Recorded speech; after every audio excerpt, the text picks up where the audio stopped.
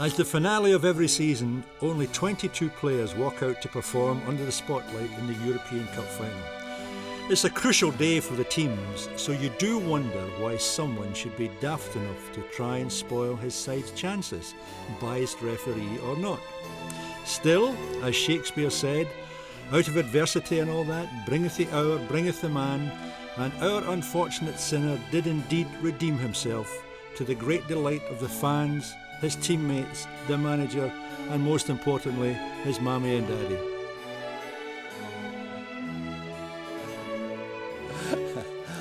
Hi there, and welcome to This Man Craig. Now, this is the most unusual programme we've ever attempted because the subject of tonight's show is this man Craig himself, Jim Craig.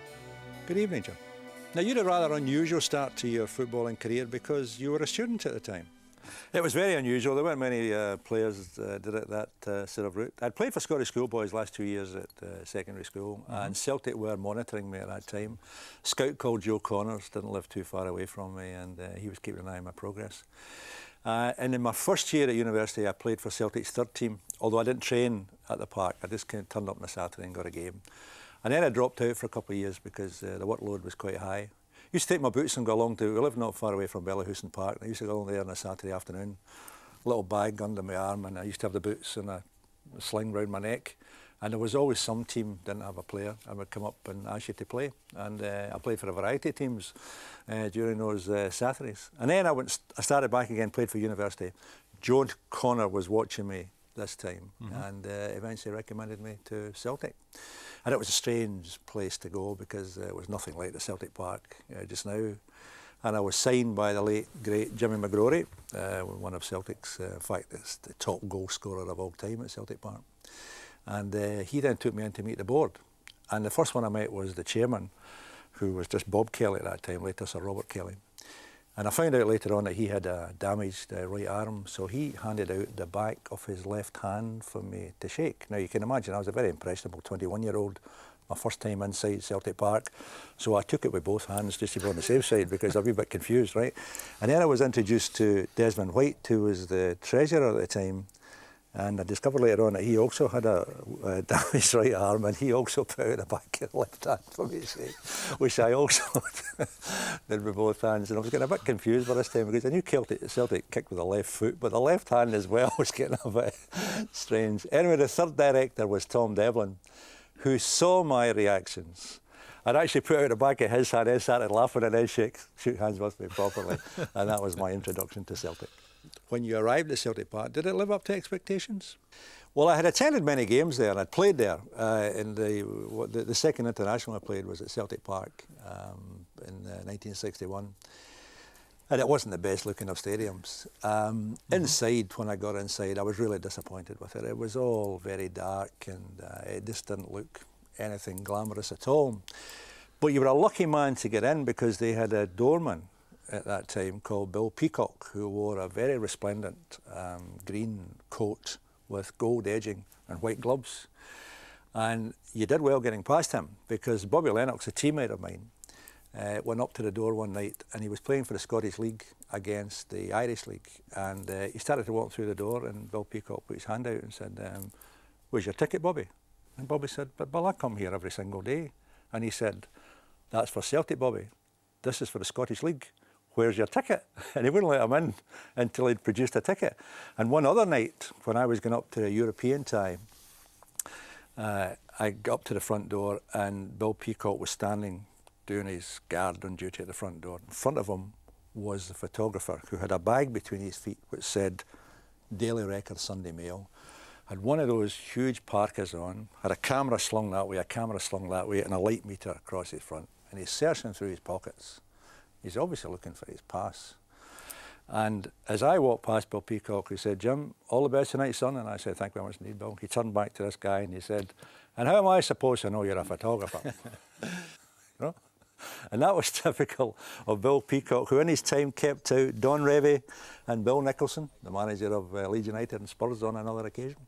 But once you were inside Celtic Park, as I say, it wasn't very glamorous. And it was a strange, strange place as regards training facilities. We wore, because I was a reserve player, you weren't allowed a singlet. You only get a singlet to wear under the heavy jersey if you were a first team player. So the reserves had to wear this heavy jersey which was woolen, and after you'd been wearing it for a few seconds you'd be all starting to scratch yourself. It would itch like hell. And you wore trainers, and you never get the same pair of trainers 2 nights running because somebody would pinch one of your trainers to wear for himself. And it was not uncommon for me, who was a size 9, to have an 8.5 on one foot and an 11 in the other, and the trainer shouting at you to run a bit quicker, which is really, really difficult. It was just a strange, strange place. You had only been at Celtic Park for a couple of months before Jock Stein arrived. Did he make a difference? Yes, he did, because he changed the whole style of training. I'd been quite lucky playing for the university because our training was taken by guys who had taken tactics as part of their college at, Jordan Hill College, for instance. And it was very structured. We did it with a bong, and we took pulses and all the rest of it. Up to Celtic Park, and all we did was run. Lap after lap, 220s, 440s, 880s, never a sign of a ball. If you asked for a ball, somebody would say you get plenty of that on a Saturday. And I mean, it'd be a bit like training for snooker by climbing a mountain. It was absolutely crazy. But when Jock came in, he changed all that, and things became very much more structured and very much more professional. But the first time I really came across him was not such a good moment, because he had a horrendously big staff. There must have been 50-odd players at Celtic Park at that time. And he had to cut them down. And if you're being retained in those days, you got a letter by the 30th of April to tell you that it had been retained. And I was really worried, because with 51 players and me one of the last ones in the door, and I really hadn't had much time to show what I could do, I was really worried. So my father and I walked from where we lived in Cardonald, and we walked right along, the night of the 29th of April, we walked right along Paisley Road West, looking for a guy selling newspapers last thing at night. Eventually got a Daily Record, turned up the stop press that used to get in those days, and there was a list of freed by Celtic, and my name wasn't in it. So I was all right for another year anyway. So what do you remember about your debut for Celtic? Well, that was an unusual occasion, because I was a fourth-year dental student at the time, and the dental hospital in those days was, just now it's in Sucky Hall Street. Originally it was in Renfrew Street, just behind the present one. And it was against Go-Ahead Deventer in the European Cup Winners' Cup. I'd been told the night before by Jock Stein that I was actually playing the next night. So I left the dental hospital early, and I walked all the way down to Argyle Street to the Helaman's Umbrella, just Central Station. And I got a 62 bus going to Auchenshuggle, which dropped me off at Celtic Park. And on the bus were all these Celtic fans going to the game and discussing how the game would go and discussing the team. And I was sitting there, and nobody knew who I was, and all the chat was about, they didn't know this new fellow was playing at all, and they were all picking the team this way and picking the team that way, and here was this guy that was going to play in the game, and knew he was going to play in the game, sitting in amongst them, didn't know anything about it. Anyway, they'd won the first game in Deventer 6-0, and they only won 1-0 that night, and they get slated for their performance, but because I was a new boy, I got quite a good write-up the next day. Now, you arrived and suddenly you're confronted with all those teammates. So how did you get on with those guys? And more importantly, how did they get on with you? Well, there was a bit of suspicion to coming in the door, because in Glasgow back in 1965, there was only the one university. There was only Glasgow University, the Royal College. Strathclyde University was the Royal College of Science and Technology. None of the other colleges were in existence. So there was a bit of suspicion to begin with. But footballers, anywhere from whatever background you come, whether they're, university or non-university, whether they're from, coloured backgrounds, black backgrounds, all the rest of it, white, it doesn't really matter. You all got the same interests at heart, and you very quickly just gel with each other, and that was never a problem. So after you made that debut in September 1965, it wasn't too long before you came across Old Firm opposition. Well, apart from the first game, the 25th of September 1965, I made the first team after that on a kind of regular basis, and on the 1st of January 1966, we played Rangers at Celtic Park on a really, really bad pitch. It was terribly icy, and nowadays probably wouldn't have been played at all, but they didn't have undersoil heating those days. And the game went ahead. As long as it wasn't rutted, the game would just go ahead. Anyway, half-time it was 1-0 to Rangers, and my immediate opponent, Davy Wilson, had scored, and I was a wee bit apprehensive about that, because although it wasn't my fault, in the papers it looks as though your immediate opponent has got the better of you. But I'm delighted to say it was 5-1 at time up, so it was a truly terrific start to my professional career and also to my Old Firm career. It was my first Old Firm match. Unfortunately, my second game was a defeat. Only a few months later, I missed the first leg or the first game in the Scottish Cup final of 1966. I was brought in for the replay, and unfortunately we got beaten 1-0. Kai Johansson scored the goal, and there was over 100,000 there, and it was a really bitter occasion because even nowadays the Old Firm games are something special. I mean, the atmosphere sometimes is a bit poisonous, and they're no great tribute to sport. But from the point of view of tension and just sheer competitiveness, there are very few games live up to them. And of course, to go into your second one after having won the first one 5-1 and lose the second one 1-0 was very disappointing. As we all know nowadays, 1967 turned out to be a wonderful year for Celtic Football Club, but for you personally, that particular season didn't start off so well. Well, we didn't, have a great time, and I wasn't in the team at all at the start of '67, which was the real problem. I had missed out. I'd been sitting my finals that year, and I missed out on the American tour of '66. So when it came back and the season started again, I was in the reserves, and I beat a path to Jock Stein's door week in and week out, asking why I wasn't in the team, because I'd been the guy in charge of the position before they went to America. And I was out of the team. I didn't think they were playing all that well, although they were winning. But anyway, I went in to see him. Somebody told me, always make a nuisance of yourself, and I'm probably still doing that, by the way, but it does help. And people remember you when you do that. Anyway, it took me to January before, they had a bad game, and I got in. But then it was fine from then on, and I was in there from January right through to the final moments, and we had some really good games in between. Novi Sad and Vojvodina Novi Sad and Yugoslavia were a really, really good side. Dukla Prague in the semi-final. They were all amazing moments. And then Lisbon itself was something absolutely special. Mm-hmm. Jock had really planned that really, really well. There was a great atmosphere amongst the camp.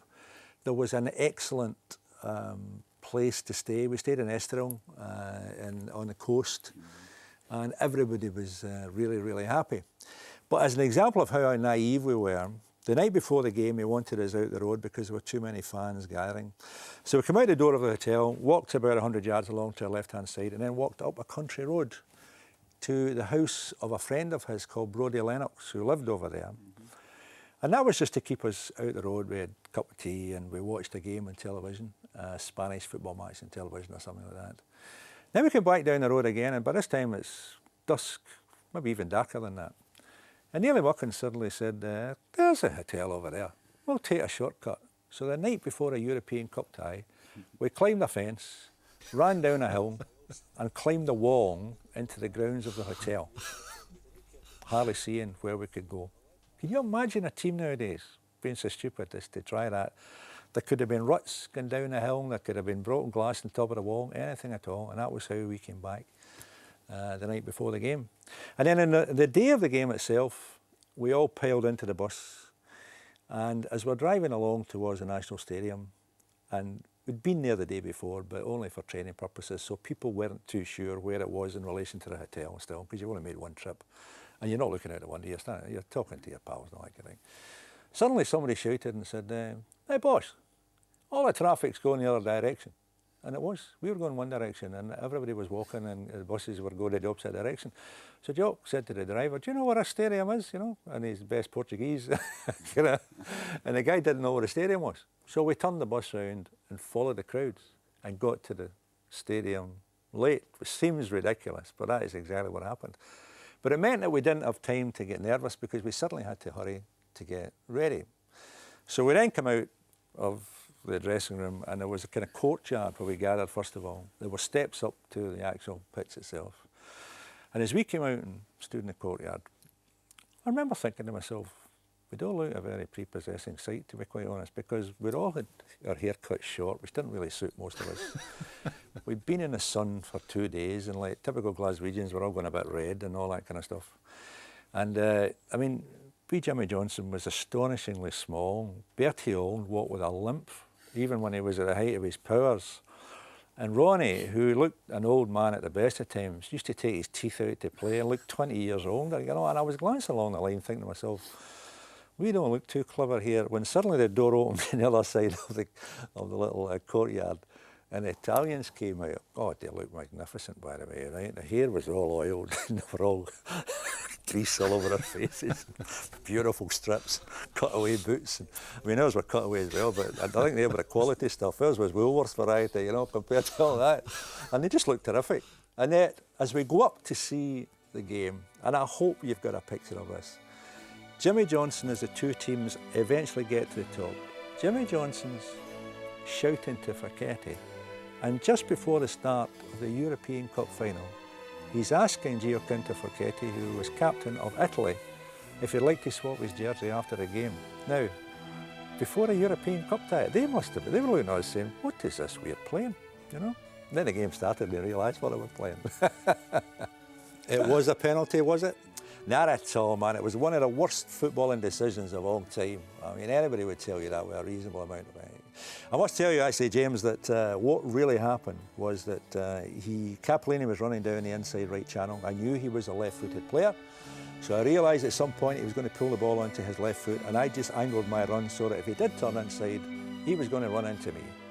But I didn't expect any referee to give a penalty for a collision, you know, obstruction or anything like that. Worst is an indirect free kick, and I was really shocked. Yeah.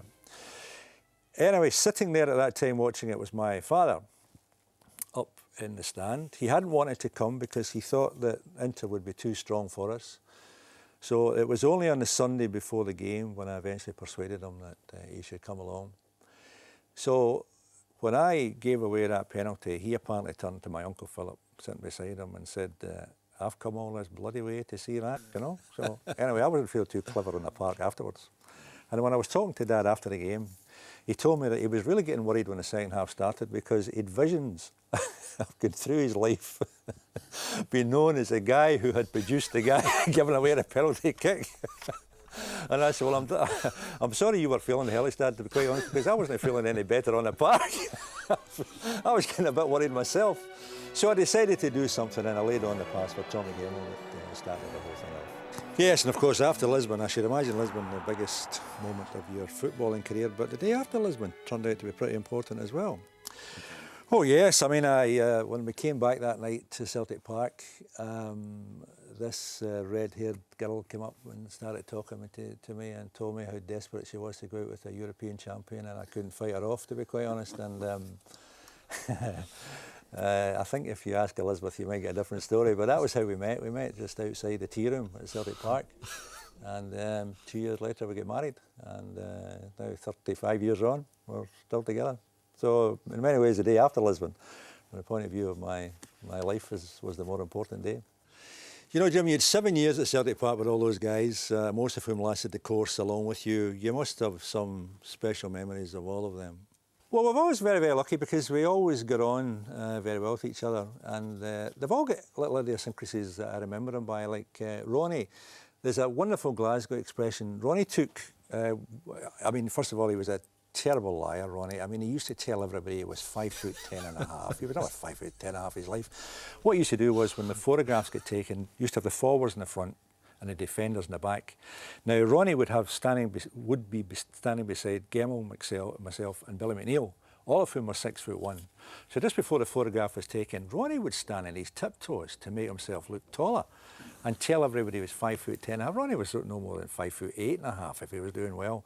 But he had a really long stride when he walked, far too long for his height, and that wonderful old Glasgow expression, they two punham hanging together, always, he just kind of walked as though nothing was going right for him.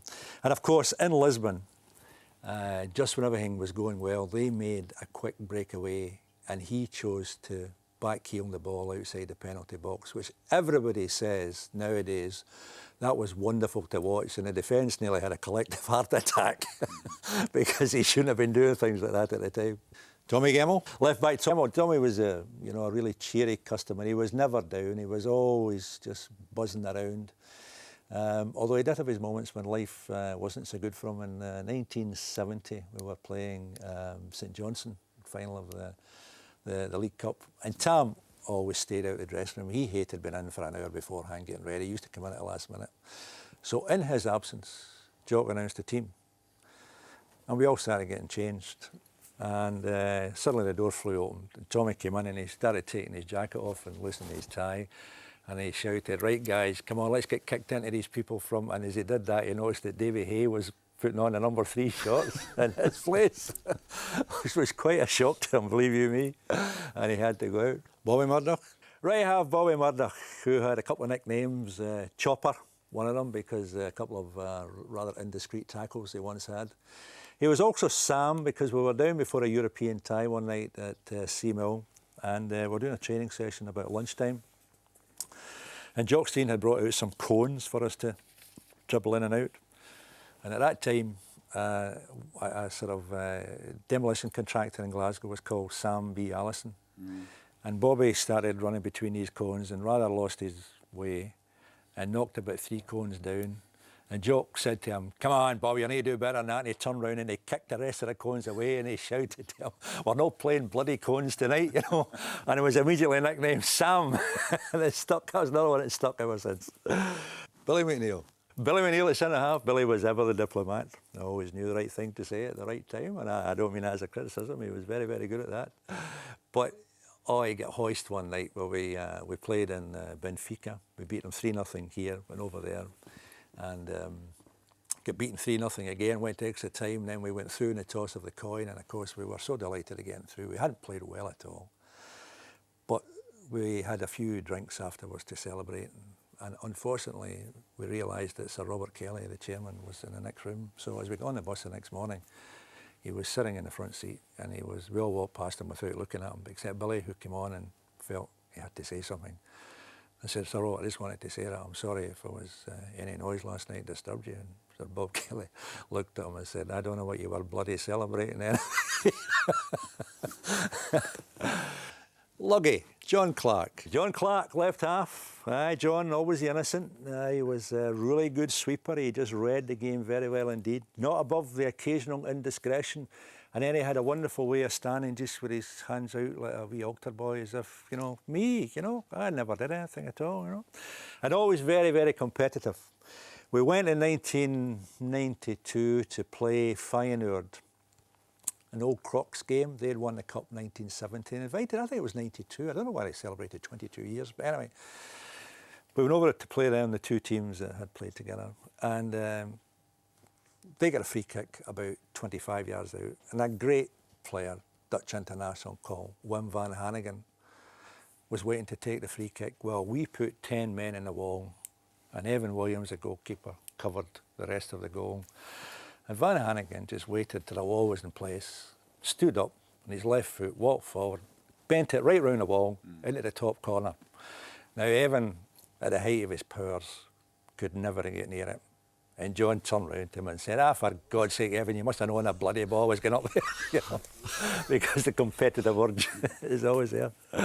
Jinky Johnston. Jimmy Johnson, outside right. Well, fortunately, we've seen some stories of Jimmy, but there's one that he didn't tell, which I will mention, that we went to play in Iceland. And when we came back again, we had flown up in an 8-seater plane and a 6-seater plane.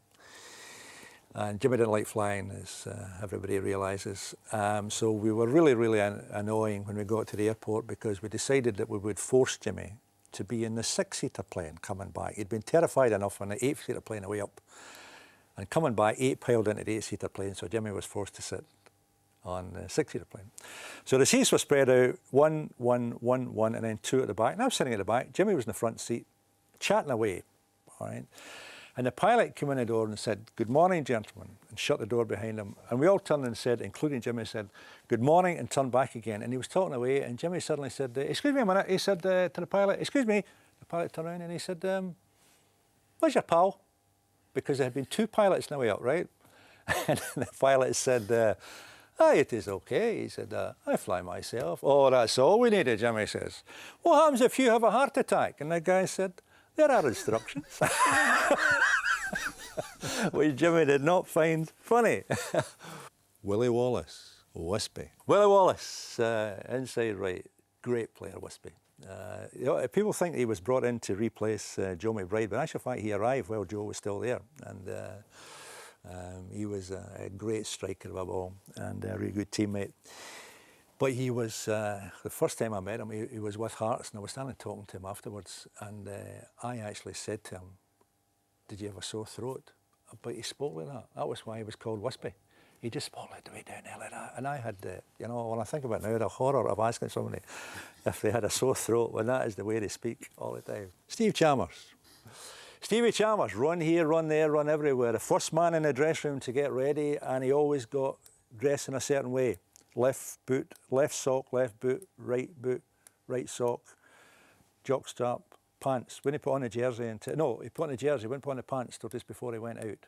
It was really odd to see him. He wandered around at 2:20, fully ready for the game, except he didn't have his shorts on, because that was the very last thing. But one thing I would love to have seen, and I wasn't here to see it, when Celtic played Bayern Munich in San Francisco, Stevie went up for a corner kick, and some of the Bayern Munich defenders came back to defend, and also some of the forwards came back as well. And as he headed the ball, somebody hooked him. And he turned round and he saw this little figure that had hooked him. And he started chasing him. And he chased him out of the 18-yard box to the touchline, and right along the touchline to the far end. And this wee figure was pounding away, and Stevie was trying to catch him. And I would love to have seen that, because the figure who hit him was Gerd Müller. So you had the scorer of the winning goal in the 1974 World Cup being chased by the scorer of the winning goal in the 1967 European Cup. But I think the wee fella escaped, quite honest. I didn't get there at all. Bertie Auld. Bertie Auld, inside left. Amazing character. Just walks into a room, Bertie, 400 people there, and just says, "How are you all?" We've had him in our programme, and amazing. When we were standing in that little courtyard outside Lisbon, Bertie just felt that we needed a wee bit of a boost, so he started singing the Celtic song. Within a minute or two, we all started joining in, and they were all thinking, this is some kind of nutters we're playing. That just reinforced their opinion of us when we started singing the song. Great. And Lennox, outside left, another irrepressible character, always nicknamed Lemon, because they were playing a game, I think, in America one day, and then they mentioned the scorers next day, and in the paper was scorer Lemon instead of Lennox. So unfortunately that was stuck. But I roomed with him a few years ago, and we were on a little trip to Dublin, and he was at the desk as we're booking in. He suddenly shouts, "Oh, Kearney," he says, "I've won a watch, I've got you, come on." He says, "We're in room," with a card in his hands, "room 107. So automatically we walk up the stairs to the first floor.